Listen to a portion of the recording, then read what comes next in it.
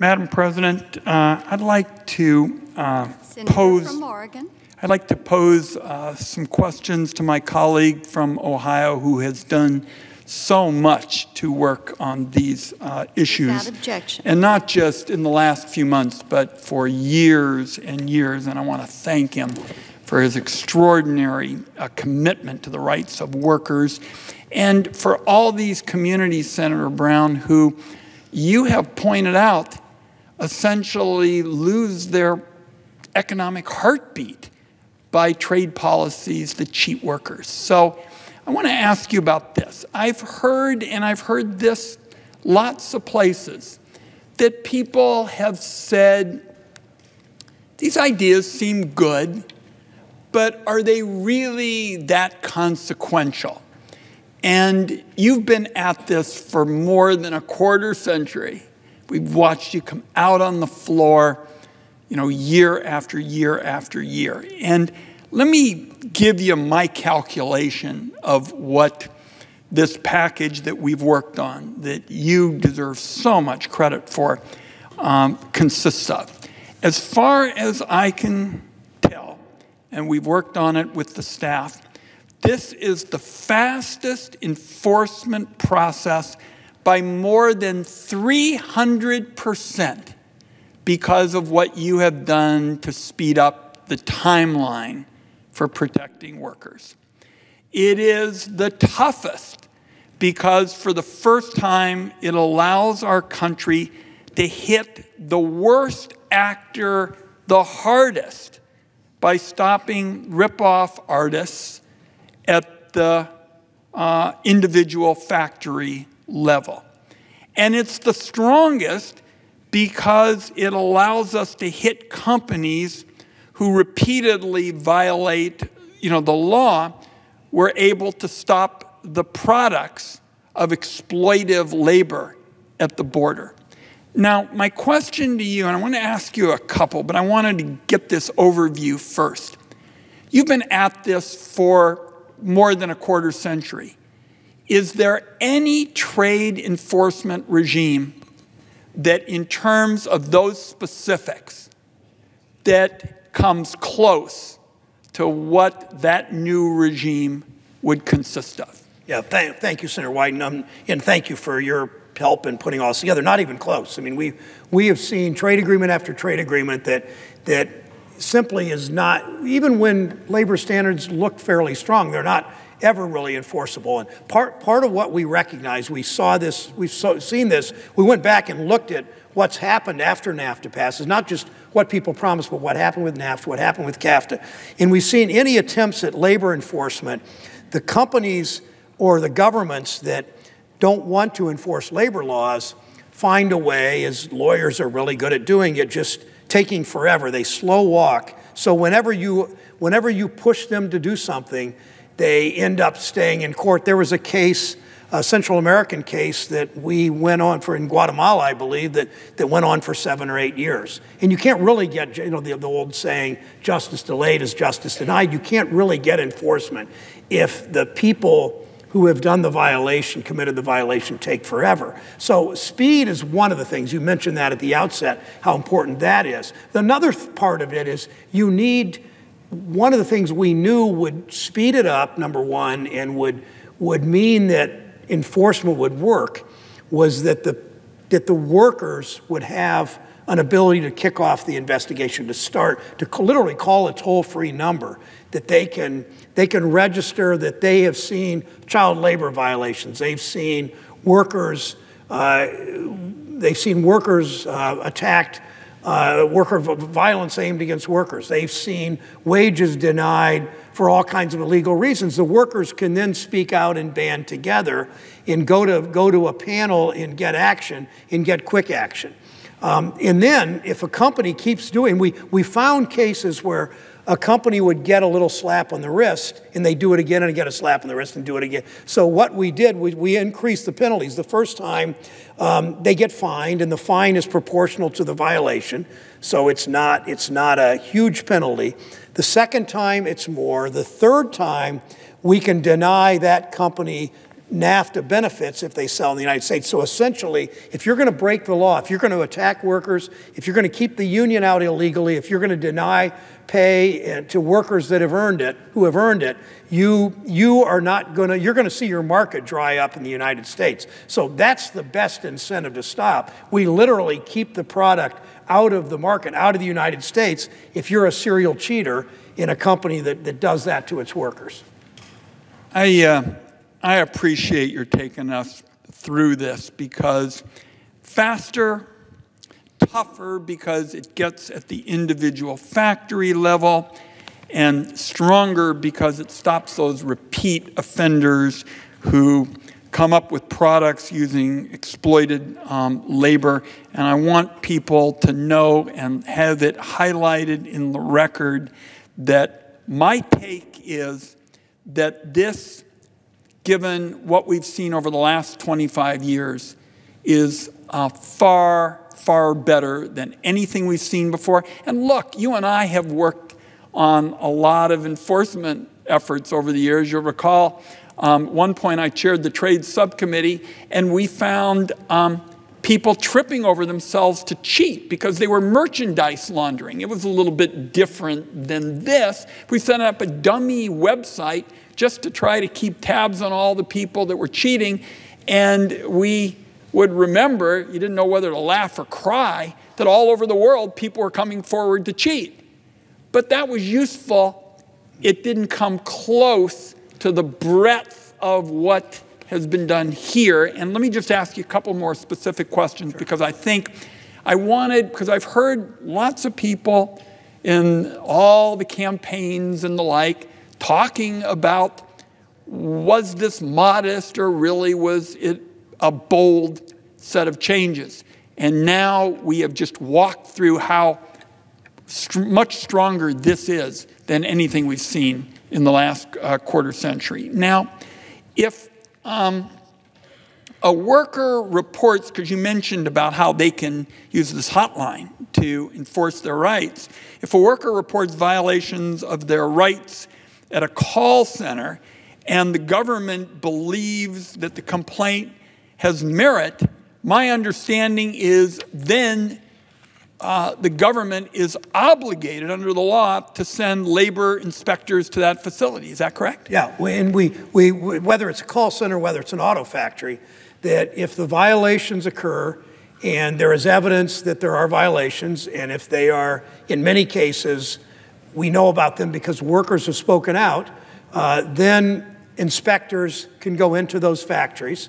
And you know, one of the outcomes of this, we know that corporations don't want that kind of punishment. We know corporations don't want to see inspectors there looking at their business because there have been legitimate, reasonable accusations of law breaking. So that's going to mean corporations probably quit breaking the law, or those corporations that have decided they move to Mexico because it's easy to evade labor law and they can pay low wages. When they see we mean business, they see the USMCA, which Senator Wyden and I took an agreement that was more another corporate trade agreement handed down by President Trump and fixed it so it has these strong labor provisions. When they see that we mean business, we're going to enforce these labor laws, we're going to pass an agreement that works for workers, some companies are going to think twice about shutting down production in Youngstown or in Marietta or in Toledo or in Dayton or move overseas. And that's part of the goal of this enforcement too. If you would, Senator Brown, take us through what kind of actions can be taken against a facility. In other words, my understanding is the labor inspectors find violations when they inspect it.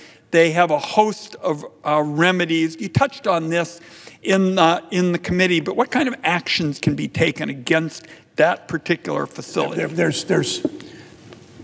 First, let me talk for a second about a sector that's really important in my part of the country, the auto sector.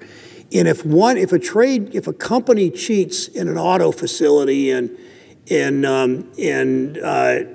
a Mexican community, that company cheats, and we find labor violations and we take action against that company, the action's not just against that company's facility in that community. If a company cheats and is trying to send illegal, if a company cheats its workers and has broken the law on any number of labor violations, that applies to any product that company ultimately sends in from any one of its factories in Mexico. So we don't, it keeps sort of the whack-a-mole kind of attempts that companies might have. Well, they cheat there, but they bring in products from somewhere else. So we look at that in a pretty broad way. But fundamentally, it works this way. If we find a violation, first there's a fine, and the fine is essentially proportionate to the violation. So meaning that it's not as punitive, the first offense is not especially punitive. The second and the third offense get more serious. The second offense, the fine is much greater, beyond proportionality, if you will. In the third offense is when we step in and deny them NAFTA benefits, deny them access to our markets, deny them the breaks they get under NAFTA at the border on the tariffs. So by the third violation, whether it's a violation of labor law or if it's violation of labor law, by the third violation, the enforcement and the penalties are such that the companies are going to quit doing it. I mean, that's the whole point. I don't want to levy these fines. I want companies to obey labor law that the Mexican government has passed in their new labor law and that are under the NAFTA agreement.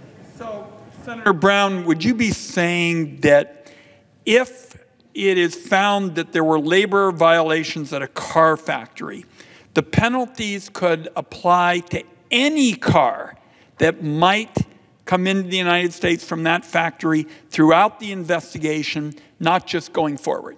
Correct. From that factory, and also from other factories owned by the same automaker, so that you can't cheat one place and expect to get all your autos into the United States without tariffs. And that's to make sure. I mean, we thought a lot about this, and we looked at over the last 20 years. We looked at what's happened. I mean, we looked back over the last couple of decades, working with the very good staff of the Democratic staff of the Finance Committee and with our office, and found every possible example we could about how violations occur and how you stop those violations. So we build in a process. It's pretty complicated, and it took a while. And as I said, the president had handed down another corporate trade agreement that helps corporations at the expense of workers, and we weren't going to let that happen this time. That's why the Trump USMCA took a long time to pass, because for a whole year they were resistant to good labor enforcement.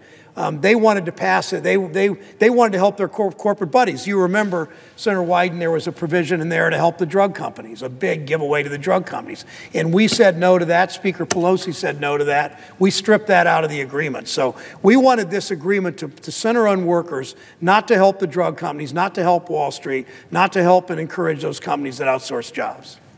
Senator Brown, I've appreciated this colloquy, and I've got a couple town meetings at home here this weekend. Working class neighborhoods where trade has been really important. 1 out of 4 jobs in my state revolves around trade, and those trade jobs often pay better than do the non-trade jobs. And if anybody says, well, Ron, you think anything's really going to be accomplished with what you and Senator Brown are talking about, I'm going to say I went through the entire enforcement process in terms of the key provisions. And we laid out for the country and the Senate that you have led an effort to speed up by more than 300% the timeline for an enforcement action. I mean, it used to take years and years sometimes. You've shortened that by literally more than 300%. You have been part of an effort that's tougher because you can go after the individual factories. And then finally, I think this enforcement proposal gets to the heart of what we need to be doing, because it means if you rip off workers, we're going to stop products those workers have produced at the border. So my guess is there'll be a lot more discussion. I see we've got another valuable colleague I'm from the Finance Committee, who's been heavily involved in these issues for a lot of years. But I want to again say that this didn't happen by osmosis, because when we got that flawed bill, I think everybody said, well, they'll probably have some discussions about it, and that'll be pretty much it. Well, and you could see that. I mean, I saw this when you and I announced, when Senator Wyden and I announced the success of getting Brown-Wyden into the bill. I heard from a lot of, shall we say, pro-Trump, pro-corporate lawmakers in this body, mostly on that side of the aisle, but all over. And they were pretty angry because they thought this was going to be another trade agreement. USMCA was going to be another trade agreement written by corporations, mostly written in secret, that will serve corporate interests, that will pad the bottom line, that will help million-dollar-a-year executives make multi-million dollars a year, that will help their major stockholders, and will ignore workers again. And they were fine with that because that's what too often this body does. And they found that, oh my gosh, this trade agreement actually puts workers at the center. That was, I know, your goal and my goal. That's why people at your town meetings in Eugene and Portland and Bend and all over Oregon are going to hear from you about how this will help the middle class fundamentally. I appreciate the time.